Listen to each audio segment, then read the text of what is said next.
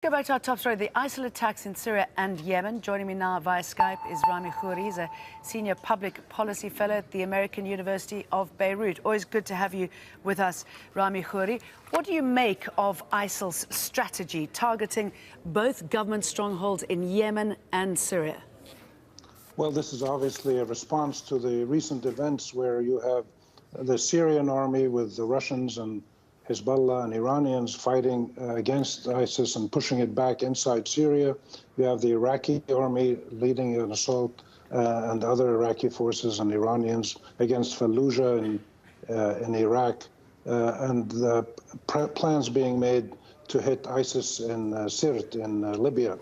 This is an obvious strong demonstration by ISIS that it may be losing some territory in places, but it still has significant capabilities to carry out big sticker item attacks like this one. Yeah, I was going to ask you about that, the scale of these attacks and the fact that they were able to get that close. I mean, this should leave all governments pretty spooked. Well, it should. And what we're learning about ISIL, that over the years they've been able to do some quite sophisticated, even if they're criminal things.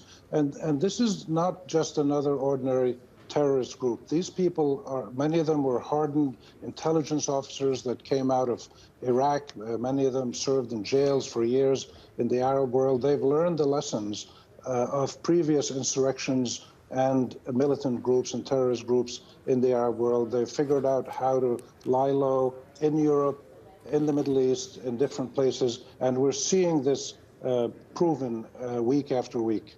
And this was certainly the fear in Yemen, wasn't it, that attacking the Houthi fighters, the Houthi rebel fighters there, would open the way for ISIL to step in and do what we've just seen them do?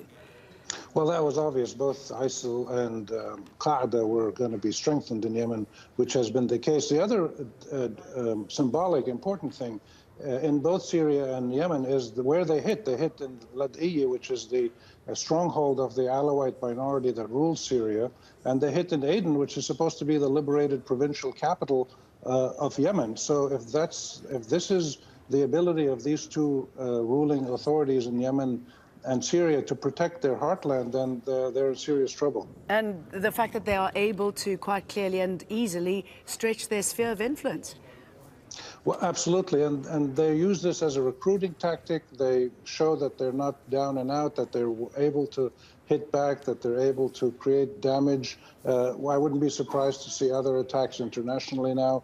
ISIL will be defeated in the long run, there's no doubt about it. But in the short run, they're a huge menace. And the biggest problem is not that they're able to do these kinds of bombings. The biggest problem is that there are hundreds of thousands of young people, desperate young people around the Arab world who are potential recruits to ISIS because of the various problems people have in their day-to-day lives in Arab countries, and they see ISIL as being a kind of a panacea, an escape, or a solution to all their problems. That's the real problem.